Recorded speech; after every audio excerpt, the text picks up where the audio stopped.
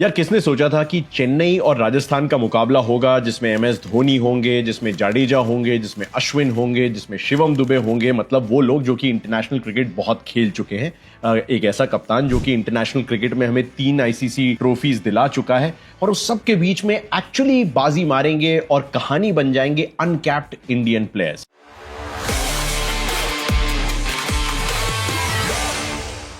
आयुष मात्रे 17 साल के, just 17 years of as, एक बार फिर से एक अच्छी पारी खेलते हैं।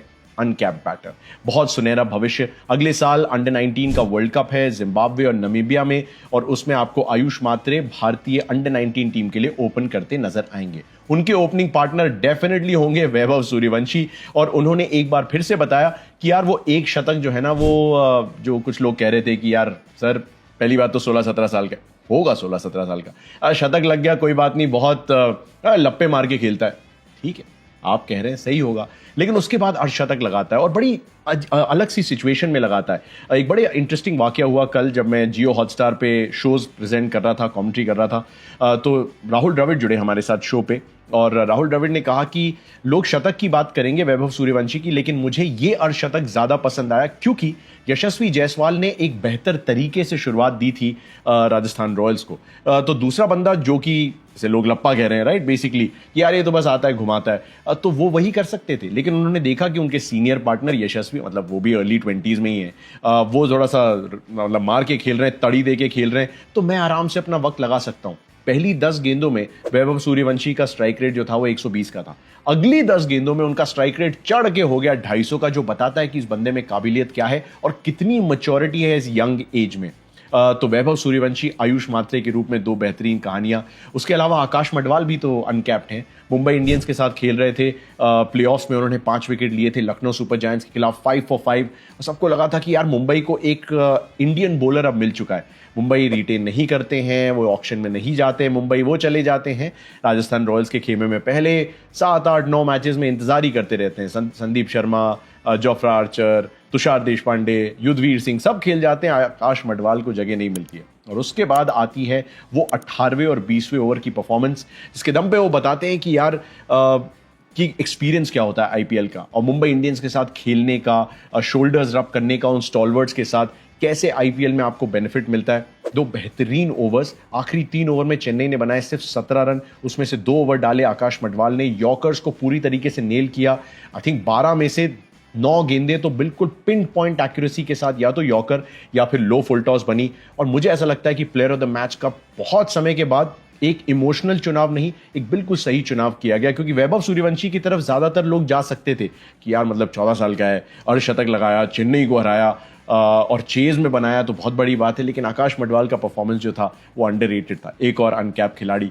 तो इन सब के बीच में कुछ कहानियां उभर के आई। I mean Yudhvir Singh is also uncapped, उन्होंने भी 3 विकेट लिए कल के मैच में। बट इंपॉर्टेंट चीज यही है कि ये इंडियन प्रीमियर लीग की जो ट्रॉफी है, जिसपे मैंने कई बार कहा है वीडियोस में कि लिखा हुआ यत्र प्रतिभा अवसरम प्राप्नोति ही, यानी कि वह टैलेंट मीट्स अपॉर्चुनिटी।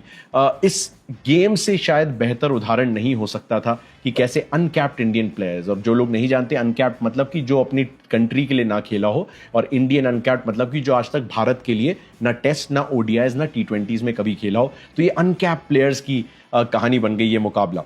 अब देखिए एमएस धोनी की पारी पे सवाल भी उठाए गए। 17 गेंदों में उन्होंने 16 रन बनाए, क्या कुछ बेहतर कर सकते थे। सवाल एक्चुअली चेन्नई सुपर किंग्स की गेंदबाजी से भी उतने उठाए जाने चाहिए जितने एमएस धोनी की उस बल्लेबाजी परफॉर्मेंस से। अब वो तो 43 साल के हैं, तो मैं नहीं एक्सपेक्ट करता कि वो हर मैच में आएंगे। बाय द वे, मैच शुरू होने से पहले 17 से 20 ओवर में अभी भी सबसे ज्यादा छक्के इस सीजन एमएस धोनी के ही थे।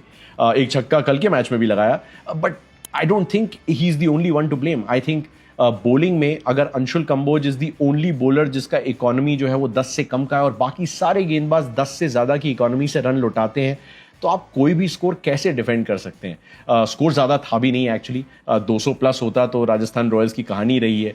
पिछले लगातार 8 मैच में उन्होंने मैचेस चेज किए हैं, और सिर्फ दूसरी ही जीत थी ये चेज करते हुए। तो कई बार वो 19वें 20वें ओवर में फंसते नजर आए, बट फाइनली उन्होंने डिसाइड किया कि यार मैच पेचीदा हो रहा है, अब थ्रिलर टाइम नहीं करने का, जल्दी से मैच खत्म करने का, और ध्रुव जुरैल ने और शिमरन हेटमायर ने मिलकर वही काम कर दिया। अब इससे 2 चीज़ें हुई हैं। एक तो ये कि Chennai super Kings definitely points table के बॉटम पे फिनिश करेंगे, मुझे ऐसा लगता है, अनलेस कि वो गुजरात को कुछ 250 रन से हरा दें, 200-250 रन से, जो मुझे नहीं लगता है कि होने वाला। एक तो गुजरात है, सबसे बेहतरीन टीम रही है इस सीजन, पॉइंट्स टेबल के भी टॉप पे है, मैच भी अहमदाबाद में, और दूसरा ये कि यार पहली बात तो हरा दें, वही बड़ी बात होगी, और उसके बाद बड़ी मार्जिन तो बाद में देखी जाएगी। और दूसरा ये कि राजस्थान रॉयल्स ने ऑक्शन में जितनी गलतियां की थी वो सीजन के दौरान उन्होंने कुछ हद तक सुधारने की कोशिश की है, जैसे कि ध्रुव जुरैल की बैटिंग पोजीशन और बैटिंग रोल क्या होना चाहिए। शिमरन हेटमायर के रूप में मुझे अभी भी लगता है एक फ्लॉड स्ट्रैटेजी थी, जॉस बटलर को उन्हें रखना चाहिए था, बट अब ठीक है, वो भी इतिहास है। वैभव सूर्यवंशी, जायसवाल, संजू सैमसन, रियान पराग, ध्रुव जुरैल के रूप में एक अच्छा सॉलिड इंडियन कोर तैयार है। कुछ इंटरनेशनल अच्छे बैटर्स की जरूरत पड़ेगी जो मिडिल ऑर्डर का भार संभाल सकते हैं या मिडिल ऑर्डर के साथ बैटिंग कर सकते हैं, जैसे लखनऊ के लिए निकोलस पूरन ने किया, इवन दो लखनऊ का भी सीजन उतना अच्छा नहीं गया है। So these are just my thoughts. उसमें एक लम्हा जो बहुत पसंद आया मुझे, वो जब 43 वर्ष के MS धोनी के पैर छुए झुक के वैभव सूर्यवंशी ने टुवर्ड्स द एंड जब हैंडशेक्स चल रहे थे टीमों के बीच में, मतलब एक तो ये भारतीय संस्कृति है, राइट, मतलब थोड़ा सा कल्चर है हमारा कि बड़े बुजुर्गों का थोड़ा सा आदर सम्मान किया जाता है, और थोड़ा सा पासिंग ऑफ द गार्ड भी था कि MS ने इतना कुछ किया है भारतीय क्रिकेट के लिए, IPL के लिए ऑब्वियसली 5 टाइटल जिताए हैं मतलब अपनी टीम को, और वैभव सूर्यवंशी का जन्म हुआ था उसी हफ्ते, मतलब वर्ल्ड कप जीतने से जस्ट पहले, जब 2011 में हमने वो विश्व कप जीता था, और MS धोनी का वो छक्का तो ऑब्वियसली ऐतिहासिक है, वो फेमस है। तो बड़ा पोएटिक सी स्टोरी थी कि जिस हफ्ते में जन्म हुआ उसी दिन MS के का बिगेस्ट क्रिकेट अचीवमेंट आया as a player, as a batter, as a captain, और उसी समय वैभव के पेरेंट्स को लगा होगा कि यार मतलब धोनी ये कर सकता है, बिहार मतलब यूनाइटेड अनडिवाइडेड बिहार का वो भी हिस्सा थे, तो क्यों नहीं हमारी संतान भी ऐसा करे।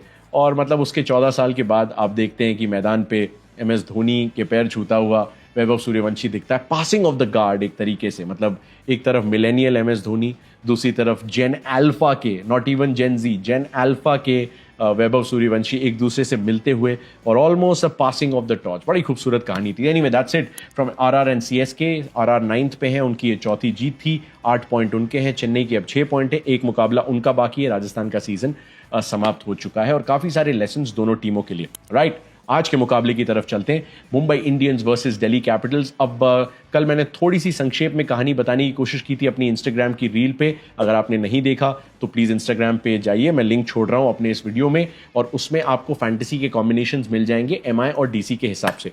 सबसे पहली और बुरी खबर मैं आपको दे सकता हूं, क्योंकि मैं मुंबई में हूं और रहता हूं, और आज सुबह से जो है इतनी बारिश हुई है कि मुझे थोड़ा सा डर लग रहा है कि कहीं बारिश की भेंट ये मुकाबला ना चढ़ जाए। ऑल्दो मुंबई के बारे में मैं एक चीज बता सकता हूं, और जो मुंबई का है वो ये बात जानता है, क्योंकि वानखेड़े सी के पास है और सी ब्रीज चलती है, तो बादल कई बार जल्दी छट भी जाते हैं। तो ऐसा नहीं है कि अगर शुरू से बारिश हो रही है तो एंड तक होती रहेगी, हो सकता है कि 5, 6, 10 ओवर का मैच भी हो जाए।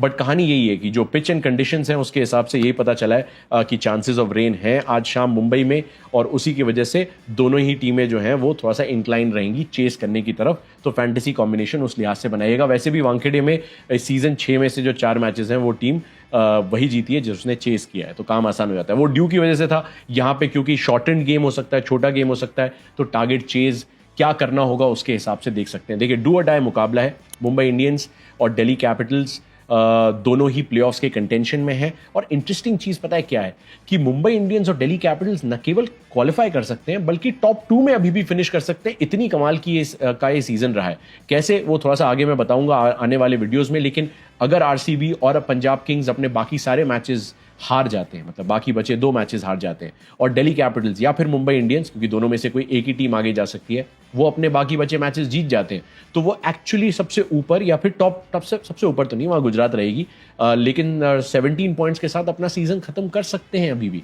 तो it's going to be very interesting to see कि ये मामला अंत तक जाएगा और क्यों इतना इंटरेस्टिंग हो जाएगा। बट एनीवे, बड़ी कहानी है, मुंबई अगर दिल्ली को हराते हैं तो वो प्लेऑफ में पक्का पहुंच जाएंगे। अगर दिल्ली मुंबई को हराते हैं तो उन्हें फिर भी इंतजार करना पड़ेगा। सबसे पहले तो उन्हें पंजाब को हराना पड़ेगा, जो कि 24 मई को मुकाबला है, और अगर वो पंजाब को नहीं हरा पाते, मुंबई से फिर भी वो आगे होंगे पॉइंट्स टेबल में, फिर उन्हें होप करना पड़ेगा कि पंजाब प्लीज मुंबई को भी हरा दीजिए जैसे आपने हमें हराया है। और अगर मुंबई ने पंजाब को हरा दिया दिल्ली से हारने के बाद, तो मुंबई फिर भी प्लेऑफ में जा सकते हैं। तो मुंबई की स्थिति थोड़ी सी बेहतर है, क्योंकि पॉइंट्स टेबल के लिहाज से उनका 1 पॉइंट दिल्ली कैपिटल से ज्यादा है। दिल्ली का एक मैच जो था वो नो रिजल्ट रहा था सनराइजर्स हैदराबाद के खिलाफ, आपको याद होगा, वरना ऑलमोस्ट बराबरी की टक्कर है। मुंबई का नेट रन रेट सबसे बेहतरीन है इस पूरे टूर्नामेंट में। तो अगर नेट रन रेट पे बात आती है बाद में, मतलब कि जब टॉप 2 का डिसीजन आना होगा या 3 या 4 का, तो मुंबई के पास ये एडवांटेज भी होगी। होम ग्राउंड है मुंबई इंडियंस का, एडवांटेज उनके पास है। और सबसे बड़ी एडवांटेज ये है कि 13 अप्रैल 2025 एक बड़ा कमाल का वाकया हुआ था। मुंबई इंडियंस अपने पहले 5 में से सिर्फ एक मुकाबला जीते थे। दिल्ली कैपिटल्स लगातार अपने 4 मुकाबले जीत के उस मैच में आए थे। ये मुकाबला हुआ था मुंबई और दिल्ली का ही, राजधानी दिल्ली में, अरुण जेटली स्टेडियम में। वहां पे मुंबई 205 बनाते हैं पहले बैटिंग करते हुए। उसके बाद दिल्ली कैपिटल्स 135 पे 2 थे। करुण नायर 89 रन पे पहुंच चुके थे, बेहतरीन पारी खेली थी। और मतलब क्रिकेट ने उनको दोबारा एक मौका दिया था। दिल्ली कैपिटल्स ने उन्हें कहा नहीं आप जाओ, एक्सप्रेस करो अपने आप को, और उन्होंने बता दिया कि कैसे जो डोमेस्टिक में पसीना बहाता है उसे पूरा फायदा आईपीएल में भी मिल सकता है। और अचानक करुण नायर को मिचेल सैंटनर एक बॉल डालते हैं, करुण नायर आउट हो जाते हैं। Dream delivery, probably one of the best balls of the tournament. नहीं देखी तो जियो हॉटस्टार पे जाके एमआई और डीसी के मैच की हाइलाइट्स में वो डिलीवरी जरूर देखना। और क्योंकि वहां से दिल्ली कैपिटल्स के लिए जो एक रूटीन चेज होनी थी, मतलब 70 रन चाहिए थे करीब 8 ओवर में, जो बन जाते हैं अमूमन दिल्ली के मैदान पे, और ना तो पहली बात तो ना बन पाए, और उसके बाद दिल्ली की का जो पूरा सीजन है ऐसा डिरेल हुआ कि एक तरफ मुंबई तो 6 लगातार मैचेस जीत गए, दूसरी तरफ दिल्ली की टीम अगले 8 मैचेस में इंक्लूडिंग दैट वन सिर्फ 2 मैचेस जीते, और उसमें एक मैच जो है वो सुपर ओवर के जरिए उन्हें राजस्थान रॉयल से जीतना पड़ा था। तो दिल्ली के लिए बहुत बड़ी समस्याएं आन पड़ी हैं। जो एक समस्या नहीं है उनके लिए वो है केएल राहुल। मतलब कुछ समय के लिए फॉर्म थोड़ा सा ऊपर नीचे हुआ था, बट पिछले मैच में शतक उन्होंने, ऐसा मुनाफ पटेल ने कहा अपने कल के प्री मैच इंटरव्यू में कि मतलब प्री इवनिंग इंटरव्यू में कि केएल राहुल ने ओपनिंग का स्लॉट खुद के लिए मांगा था और जस्टिफाई भी किया उस शतक को लगा के। कुछ लोगों का मानना है कि थोड़ा सा धीमा था, लेकिन मतलब साई सुदर्शन ने भी उतनी ही गेंदों में लगभग अपना शतक कंप्लीट किया, लेकिन बाकी लोगों को भी तो भार उठाना पड़ेगा। केएल राहुल को मुंबई बहुत पसंद है। वानखेड़े में 63 का औसत है और मुंबई के खिलाफ जो है वो 73 का औसत है। 6 अर्धशतक हैं, 3 आईपीएल के शतक मुंबई इंडियंस के खिलाफ उन्होंने लगाए। तो ये सबसे बड़ी बैटल होगी मेरे हिसाब से। और अच्छी चीज़ ये है कि ऑल्दो बुमराह और मतलब दीपक चाहर और ट्रेंट बोल्ट भी हैं, लेकिन सबके खिलाफ जो है उनके आंकड़े काफ़ी अच्छे हैं, मतलब स्ट्राइक रेट के लिहाज से। वैसे बुमराह ने भी उन्हें 2 बार आउट किया है, ट्रेंट बोल्ट ने भी उन्हें परेशान किया है, बट जनरली अगर देखा जाए तो फेवरेबल मैचअप है। मतलब बुमराह के खिलाफ 73 का एवरेज है केएल राहुल का, 2 डिसमिसल्स हैं, और बोल्ट के खिलाफ भी 2 डिसमिसल्स हैं, लेकिन 49 का एवरेज है। और दीपक चाहर के खिलाफ तो कभी आउट ही नहीं हुए, 99 बॉल्स में 160 के स्ट्राइक रेट से उन्होंने रन बनाए हैं। उसके अलावा एमआई के बॉलिंग अटैक में एक बड़ी इंटरेस्टिंग चीज़ है, जसप्रीत बुमराह का एक्चुअली दूसरा ही मैच था जब दिल्ली में वो मुंबई दिल्ली वाला मैच हुआ था, और 40-45 रन मार दिए थे दिल्ली ने उन्हें। लेकिन जसप्रीत का क्योंकि वो दूसरा ही मैच था from his return from injury, तो मैं उसको ज़्यादा काउंट नहीं करूंगा। तब से लेके अब तक क्या हुआ है, पहली बात तो उन्होंने हर फेज में ओवर डाले, 11 ओवर पावर प्ले में, 11 डेथ में, 10 मिडिल ओवर्स में भी डाले, हर फेज में विकेट भी लिए। पहले 4 गेम में जब बुमराह के बिना खेल रही थी मुंबई इंडियंस की टीम, तो उनकी डेथ ओवर्स की इकोनॉमी थी 11.18 की। जब से बुमराह आए, डेथ ओवर्स की इकोनॉमी हो गई 9.07 की। हालांकि दिल्ली कैपिटल ने उनकी खबर ली थी उस मैच में, लेकिन इस वेन्यू पे बुमराह का एवरेज 12.88 का है इस सीजन। अद्भुत, मतलब नेशनल ट्रेजर हमारे Jasprit Bumrah, just an outstanding talent. उसके अलावा कुछ चीज़ें जो आपको शायद ध्यान में रखनी पड़े, जैसे कि फाफ डू प्लेसी का एक तो फॉर्म, और क्या इंजरी से पूरी तरीके से रिकवरी हो पाई है कि नहीं। अगर वो नहीं खेलते हैं तो फैंटेसी कॉम्बिनेशन के हिसाब से मैं बता रहा हूँ, सदिकुल्ला अटल नाम का एक प्लेयर, अफगान प्लेयर है, बहुत अच्छे बैटर हैं, वो खेलते आपको नजर आ सकते हैं। उसके अलावा ट्रिस्टैन स्टब्स फॉर्मर मुंबई इंडियन है, और मुस्तफिजुर रहमान ने भी मुंबई इंडियंस के साथ एक सीजन बिताया था, तो वो भी आपको दिखेंगे। तो फैंटेसी के लिहाज से आप इनको भी कंसिडर कर सकते हैं। केएल राहुल को आप वाइस कैप्टन भी बना सकते हैं, कैप्टनसी के बारे में भी सोच सकते हैं। ऑल्दो मैं सूर्य कुमार यादव को ही कैप्टन बनाऊंगा, उसका कारण है मुंबई के टॉप रन गेटर हैं और हर पारी में कम से कम 25-26 रन उन्होंने बनाए हैं, और ऐसा करने वाले वो आईपीएल के इतिहास के, मतलब इतनी सारी लगातार पारियों में करने वाले वो आईपीएल के इतिहास के पहले प्लेयर बन चुके हैं।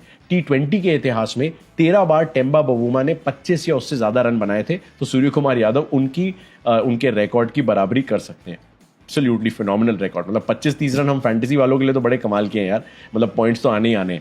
Ryan Rickelton, Rohit Sharma open करेंगे, Will Jack, Surya Kumar Yadav, Surya has been in prime form, 500 plus run एक सीजन में। तिलक वर्मा को पिछले कुछ मैचों में उतना हमने नहीं देखा है, बट मुझे उम्मीद रहेगी कि वानखेड़े स्टेडियम उन्हें पसंद आएगा अगर बैटिंग वहां तक जाती है।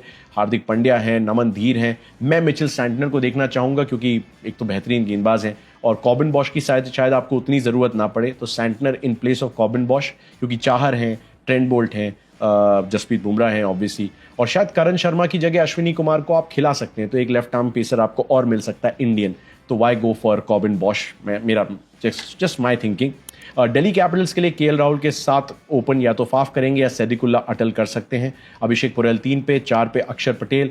अक्षर पटेल इंटरेस्टिंग है बिकॉज मैं उनको पावर प्ले में देखना चाहूँगा। उसका कारण है क्योंकि अक्षर पटेल ने पिछले 4 में से 3 मैचेस में ओपनिंग की है बॉलिंग, और उनका केस इसलिए भी बनता है बिकॉज रोहित शर्मा को उन्होंने 3 बार डिसमिस किया है, 69 गेंदें डाली हैं, सिर्फ 63 रन खाए हैं। तो मुझे लगता है कि अक्षर पटेल एक बार फिर से ओपन करते नजर आएंगे, रोहित को वो फंसा सकते हैं। रोहित को खतरा मुस्तफिजुर रहमान से भी है, लेफ्ट आर्म पेस के खिलाफ कभी कभी अटैक करने के चक्कर में रोहित की बॉल या तो ऊपर चली जाती है पुल करते हुए, या फिर मतलब कभी थोड़ा सा जल्दी खेल जाते हैं तो कैच हो जाता है, कवर ओवर पे एज लग जाती है, तो थोड़ा सा खतरा है एक तो अक्षर से, मतलब लेफ्ट आर्म स्पिन और left arm pace Mustafizur Rahman की। वैसे नटराजन भी हैं दिल्ली कैपिटल्स के पास। फैंटेसी के कॉम्बिनेशन मैंने आपको थोड़े से बताने की कोशिश की है, बुमराह वाइस कैप्टन के रूप में आप ले सकते हैं, उसके अलावा सूर्या हैं, हार्दिक हैं, अक्षर पटेल हैं, कुलदीप यादव विकेटलेस रहे पिछले 4 मैचेस से, लेकिन मुझे ऐसा लगता है कि कुलदीप यादव इस मैच में विकेट ले सकते हैं।